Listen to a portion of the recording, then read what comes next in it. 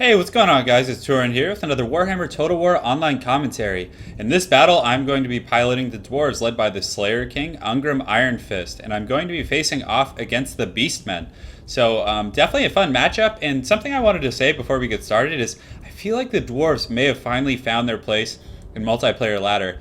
I've been having a lot of trouble against Beastmen with other factions, including the Empire and the Greenskins, but with the Dwarves, I've had pretty good success against them, and I feel that may be largely due in part to these Mohawked Slayers over here. These guys have just been putting in tons of work, so again, just a quick comment before we start. As far as my army composition goes, I have a front line of Longbeards here, so I have 4 units of Longbeards here and then 3 more back here.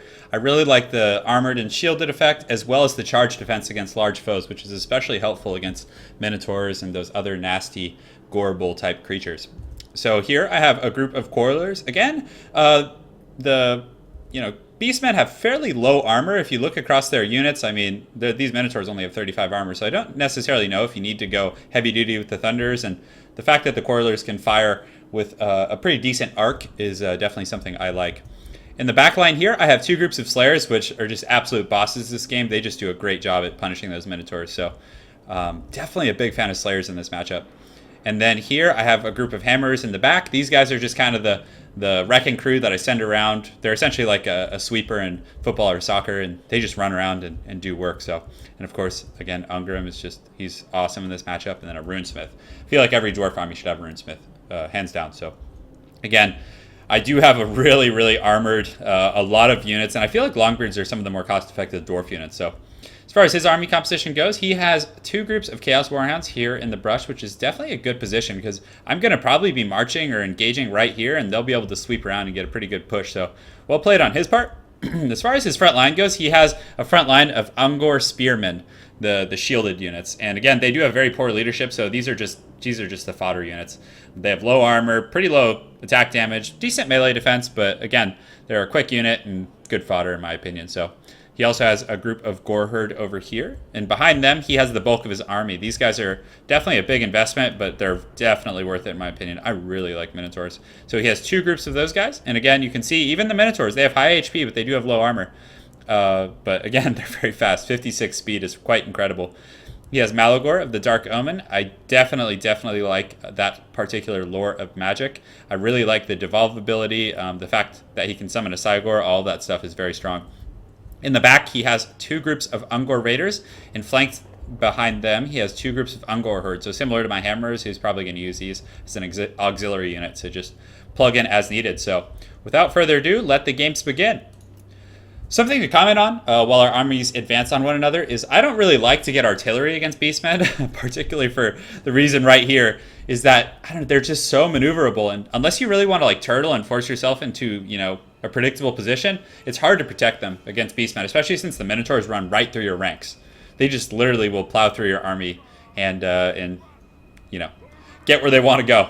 So I for a second thought he might have been AFK and that, maybe he was playing possum, so he actually wasn't moving much. I'll fast forward a little bit just to get to the battle a little quicker for you guys, because again, no need to just watch these guys meander across the battlefield for 20 minutes. So again, I thought he was playing possum, so I pull up my Quarrelers, and as soon as I do that, he reacts accordingly. So I pull up my Runesmith just to get a little ranged harass. I use the Rune of Wrath and Rune on this large unit here, and then I also take a few pot shots with the Quarrelers, which, is decent. It's gonna get a few kills here and there against these Ungor Herd, or if any. Let's see, yeah, I got 2 kills, so not bad. And then I get the Rune off, and he's coming in hard with these Minotaurs, so I use the Rune of Wrath and Rune on those, which isn't going to do a whole lot, but again, I just had to make a quick decision and run. So at this point, the Slayers heed the call of their Slayer King, and they know what time it is. So they're going to run up and meet these Minotaurs head on, which is definitely a really cool matchup. So I'm using the armor augmentations.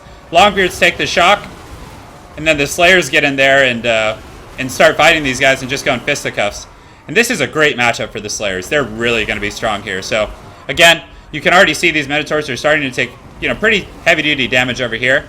And over here also, my Slayers engaged on this side too, and you can see, look how much damage they've already taken. My Longbeards are in good health, and these Slayers have taken a few losses, but for the most part, they're in really good shape. So he does run this Minotaur through, but what I like to do with Dwarves is have 2 lines here, especially against Beastmen, because then when their initial line pierces, you have that follow-up line, and you can just pull your cordlers back as far as you need to. So I then at the same time, pull the hammers around and decide to send them to get a nice little flank here. And he does use Devolve, which is a very, very good ability against the tight Dwarven formations. But again, these Minotaurs got devastated. And I've been having so much trouble defeating them with other matchups, but these Slayers did not care. They were just all business. So they get in there and do a really good job. And I was happy about that, because then that flank was able to collapse on this Gore Herd. And these Slayers, I figured, hey, why not take advantage of their mobility to shut down his archers? So they run over there, and they're doing pretty good. And also, hopefully, they'll get on his Lord. So again, his Lord is just casting a lot of really cost-effective magic. I love it when the Slayers run in and do the jump kicks. That's some of my favorite attack animations in the game. It's very, very cool.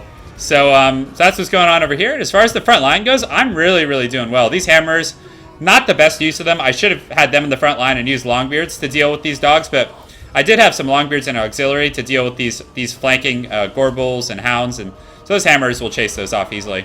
As far as the front line goes, it's going pretty well for me. If you just look at the sheer unit density of this, I have quite a bit more, and his units are definitely in poor health. Longbeards are very, very resilient.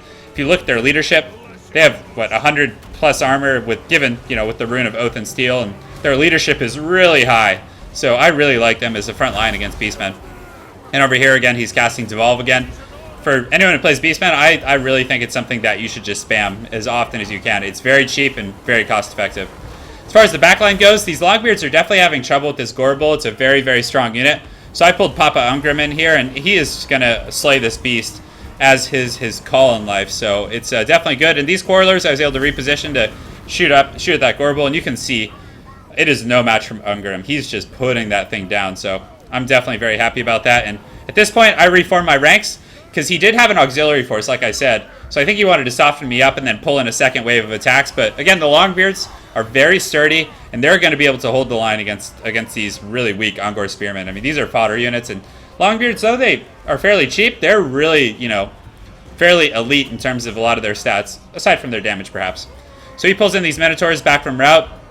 But again, thankfully, the Slayers had done enough to really deter them. And look at these Slayers over here, just so freaking awesome. I love how they just fight to the death, and very, very cost-effective units against Beastmen, especially. If he had summoned a Cygor, which he did not for some reason, I'm not sure. Perhaps he didn't feel it was a good use of his Winds of Magic. The Slayers would have been great against the Cygor and could have easily taken it down. So again, these Minotaurs, the damage they sustained earlier just essentially made them null and void. So again, I'm bringing back Ungrim. I left some Longbeards over there to deal with that Gorbel because I wanted Ungrim to get back to the front line. So I immediately figured, hey, let's use his axe where, it could be best used. And these Minotaurs were really just trolling my back line. So I send Ungrim over here, and just watch how fast he devastates these guys. Gets in there and just freaking karate chops that guy. He just goes down hard. He's got his Axe of Durga, which is a new thing from the Beastmen DLC. It gives him weapon damage as well as armor piercing. So he just freaking punished those guys, and he's getting ready to go help his boys in the front line because despite, the advantage I believe I had, it's a very pitched battle. Thankfully, that Runesmith is still just constantly casting the Rune of Oath and Steel and the Rune of Negation, and is just doing awesome. So definitely very happy with the way this is going. And now that Ungrim is here, it's time for business. He's not going to have any mercy on these guys. So he does have his Ungor herd still shooting, and what's left of my Quarrelers are doing their best to tee off on those guys. And my Hammers are now back. So they were off fighting in the flank, dealing with Chaos Warhounds and other things, but they're back now, and they just crushed that Gore herd.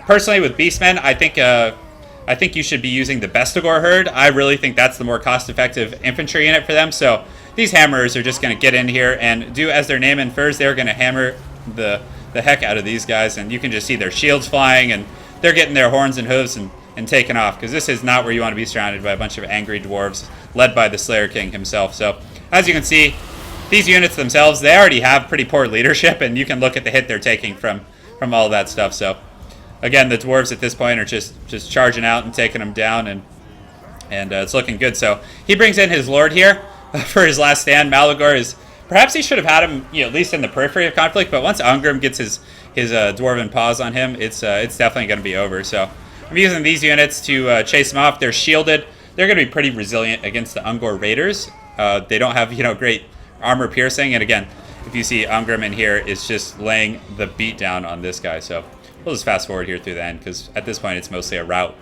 But again, guys, I'm telling you, I really think that the Dwarves are a good matchup against the Beastmen. Granted, he didn't get the best of Gore Herd, which I think is a far superior infantry unit, and I think they would have done much better against the Longbeards. But regardless, the Dwarves were able to really handle those Minotaurs, and that's a first. I've been having a lot of trouble facing off against those guys, as well as Gorbel. So again, Ungrim did very well. The Runesmith, look at that, 56 kills. So he was really in it, buffing the troops, and these Longbeards were all very cost effective.